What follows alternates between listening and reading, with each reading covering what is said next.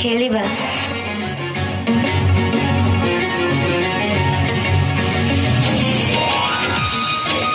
तम मैंने ये कौन कर तम मैंने कौन जान नारी पाठ पढ़ी समाज किसी उन्नति करदे पारबनी जाओ घर सब कम कर ना माँ ना आम पाठ पढ़ा चाहूँ तोर एत साहस मो मुह उपर तू जवाब दौचु जा काम कर बसिक तुम्हें शिक्षयित्री तुम्हें दात्री तुम्हें किभली एम शिक्षार वंचित करुचय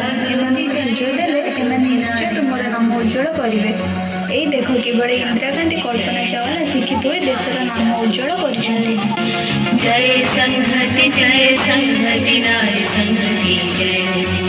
जय जागृति नारी जागृति जय जागृति नारी जागृति नारी संस्कार नारी आनीची घर एरुनी पारिची आत्मजंत्रणा अस्त्र करिची यश ऐश्वर्य सबु पाइची आज सम्मान सी पाइची तार आत्मविश्वास बढ़ी जय जागृति नारी जागृति जय संहति नारी संहति जय जागृति नारी जागृति जय संहति नारी संहति जय जागृति नारी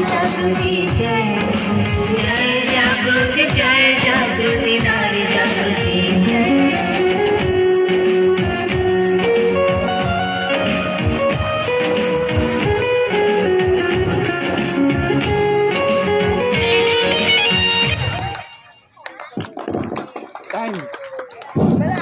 बिल्कुल